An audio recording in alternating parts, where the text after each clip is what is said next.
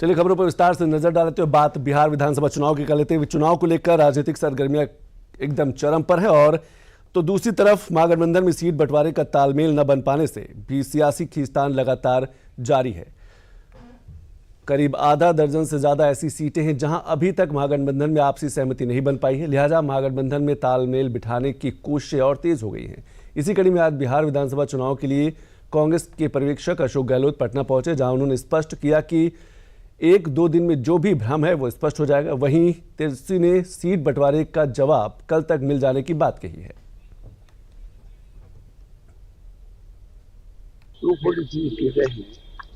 इतने बड़े महागठबंधन में 5-10 सीटों पर नई बात नहीं है। किसी भी प्रदेश में अगर अलायंस होगा तो हो सकता है कुछ सीटों पर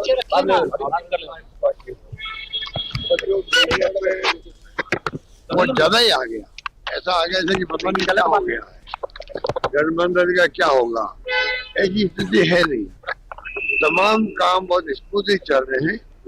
आपको खुद को मैसे होगा 1-2 दिन के अंदर जो भी कंफ्यूजन है तमाम सब स्पष्ट हो जाएंगे। कोई भी बात नहीं है, कल बात करेंगे, कल आप लोगों को सबका जवाब मिलेगा। बहुत बहुत धन्यवाद। और एक तरफ महागठबंधन के नेता गुरुवार तक सीटों का ऐलान करने की बात कह रहे हैं, तो दूसरी ओर बीजेपी नेता शहजाद पूनावाला और बीजेपी सांसद जनार्दन सिंह ने महागठबंधन में फूट होने का दावा किया है। शहजाद पूनावाला ने साफ किया कि राजद और कांग्रेस एक दूसरे को हराने में लगी हुई है। महागठबंधन में सिर फुटौल हो रहा है। महागठबंधन में अभी भी कई एक सीटों पर आमने सामने लड़ रहे हैं। यह जनता को क्या संदेश देंगे कि हम अभी अपने में लड़ रहे हैं, जब सीट जो बंटवारा नहीं कर सका वह सरकार और राज्य क्या चलाएगा। महागठबंधन में महाफूट हो गई है, किसी का कोई तालमेल नहीं है।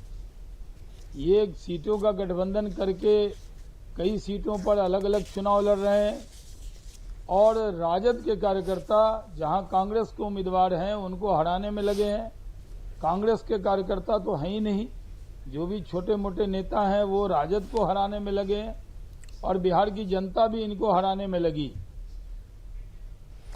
और महागठबंधन के भीतर सीटों को लेकर जारी खींचतान के बीच आज पटना में महागठबंधन की ज्वाइंट प्रेस कॉन्फ्रेंस से पहले तेजस्वी यादव ने एक प्रेस कॉन्फ्रेंस कर बड़ी घोषणा की है। तेजस्वी ने कहा कि हमारी सरकार बनते ही जीविका दीदी को स्थायी करेंगे, उनकी सैलरी 10,000 से बढ़ाकर 30,000 कर देंगे। साथ ही तेजस्वी यादव ने संविदा कर्मचारियों को भी परमानेंट करने का ऐलान किया है। उन्होंने सबसे बड़ी घोषणा की है कि जितने भी जीविका दीदी की सीएम है, कम्युनिटी मोबिलाइजर्स है, उनको जो है हम लोग परमानेंट करेंगे और 30,000 रुपए प्रति माह उनको जो है दिया जाएगा। और यही नहीं, जितनी भी जीविका दीदियां हैं जो लोन ली है, इंटरेस्ट जो उनका है उस इंटरेस्ट को भी जो है हम लोग माफ करेंगे और 5 लाख रुपए तक का बीमा जो है जीविका दीदियों का हम लोग कराने का काम करेंगे। दूसरी सबसे बड़ी घोषणा है कि सरकार में कमीशन खोरी इतनी बढ़ गई है कि आउटसोर्स सब कुछ जो है संविदा कर्मियों, बिना संविदा कर्मियों के ये सरकार चल नहीं सकती है, लेकिन उनके साथ अन्याय हुआ है। तो जितने भी विभाग में या जिलों में या जितने भी बेल्ट्रॉन जैसी एजेंसियों में जो संविदा कर्मी है, उन सभी संविदा कर्मियों को हम लोग जो है परमानेंट करने का काम करेंगे।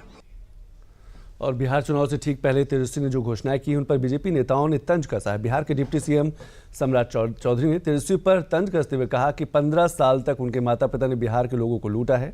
पूरे परिवार ने 1 लाख लोगों को भी सरकारी नौकरी नहीं दी। ये लोग सिर्फ सपना दिखा सकते हैं। वहीं केंद्रीय मंत्री नित्यानंद राय ने भी तेजस्वी की घोषणाओं को बेदम बताया है।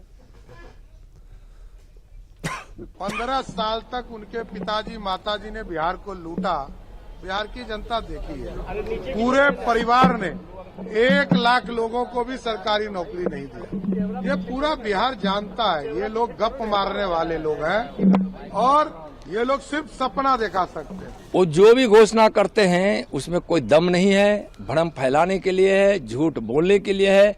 आज जीविका दीदी के जीवन में और उनके परिवार में जो खुशियां आई है वह माननीय प्रधानमंत्री श्री नरेंद्र मोदी जी के कारण, माननीय मुख्यमंत्री श्री नीतीश कुमार जी के कारण और आज जीविका दीदी के लिए जितना भारत सरकार और बिहार सरकार की है, 15 वर्षों के शासनकाल में जो राजद कांग्रेस कम्युनिस्ट का राज रहा है, उसमें जीविका दीदी पर क्या किसी पे नहीं सोचा गया। तो जो कभी सोचा ही नहीं है वह आगे क्या कर सकता है। और दिवाली की खुमारी देश भर में चढ़ी हुई है और जब छठ महापर्व भी आने वाला है, अब बिहार में छठ का पर्व धूमधाम से मनाया जाता है।